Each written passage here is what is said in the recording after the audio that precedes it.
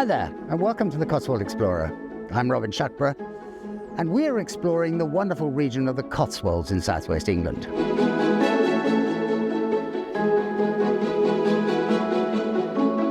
We decided to revisit the centre of the region and find some hidden gems, places that are not quite so famous, but still just as beautiful.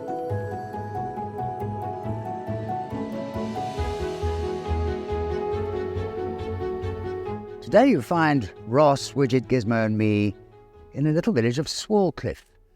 For the last few weeks we've been travelling around this extraordinary ironstone region just near Banbury. A little bit out of the Cotswolds, but we're right on the edge.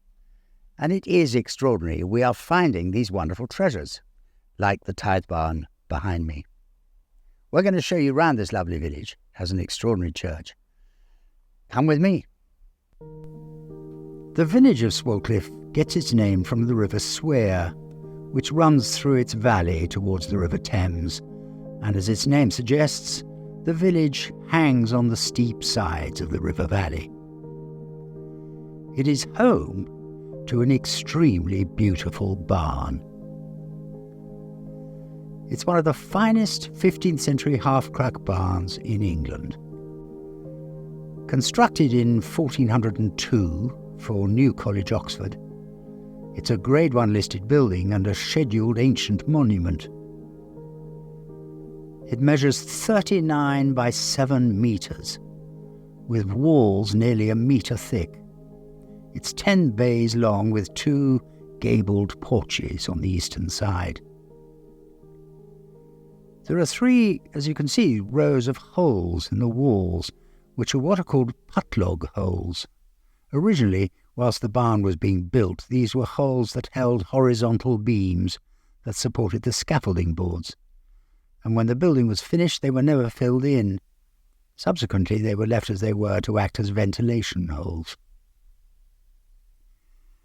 In 1981, when in a near-fatal state of disrepair, the barn was bought, along with the adjacent farmyard, by the Oxfordshire Buildings Trust.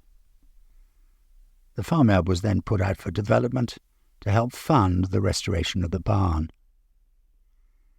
They were also helped by a grant from English Heritage.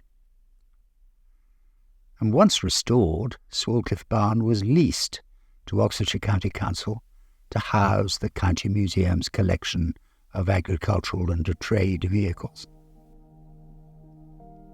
The barn is open to the public on Sundays and Bank Holiday Mondays, from Easter until the end of October.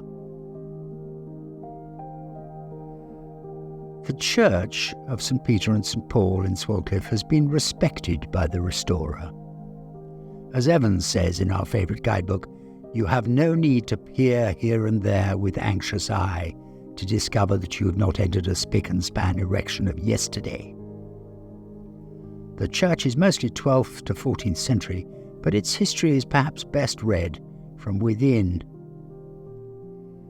The carved oak pews of the 17th century, the venerable arcades, the fine open timber roof, and the perpendicular chancel screen, which still retains traces of its original colouring, strike you at once, and the charm of the whole is enhanced by the warm tints of the native stone and the flood of light which the windows are still able to admit.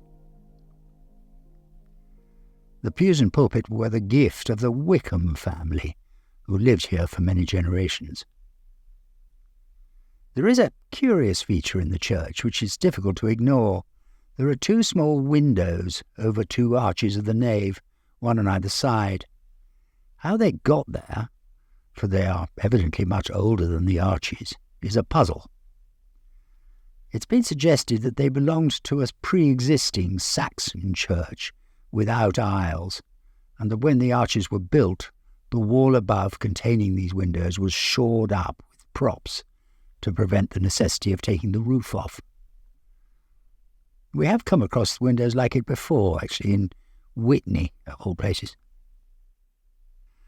The stone painted reredos behind the altar is by Ling and Barker in 1887, and the piscina and triple sedilla are 13th century but restored in the 19th century. They are beautiful. The rude stairway turret is still visible, and the walls are decorated with some delightful wall paintings. One, which features the figure of St. Michael weighing the scales, the Virgin and two devils intervening on either side, is particularly charming. There are two tomb recesses, one containing an empty coffin, and the other a lid with a plain cross. And there are also Wickham family memorials on the walls, one of which shows Richard Wickham, who died in 1635, kneeling opposite his wife at a prayer desk beneath a round arch. The village of Swalcliffe is in many respects unaltered over the generations. The little 17th century thatched cottages are still largely untouched, and the little narrow lanes, not really designed for the modern motorcar-obsessed world, retain their charm and warmth. It has been striking, whilst exploring this area of Oxfordshire, with its dark stone and thatch roofing, that the layout of the villages is not quite what we're used to in the Cotswold proper. These steep, perilous little streets, so narrow that you feel you could reach out and touch both opposing houses, and which inevitably end in or near a river at the nadir of the valley, create a unique atmosphere. We know that many of these villages suffered considerable decline in the early part of the 20th century, but now it looks very much as if their renewal is nearly complete.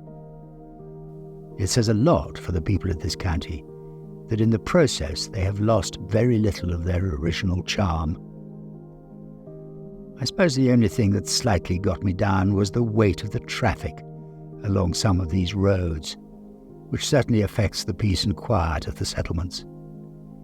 But as we will see in the weeks to come, this is perhaps inevitable, considering the fact that many of the roads in this part of the county have been important highways since the Iron Age.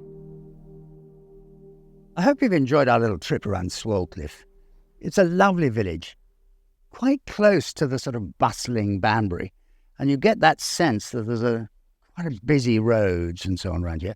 But in amongst it all are these extraordinary sleepy places and this remarkable church and the tithe barn.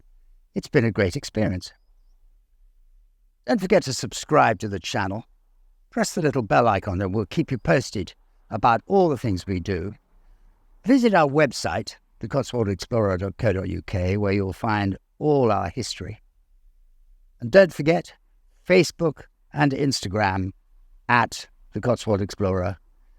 You can find us there as well. We'll look forward to seeing you in the very near future somewhere else in the Cotswolds.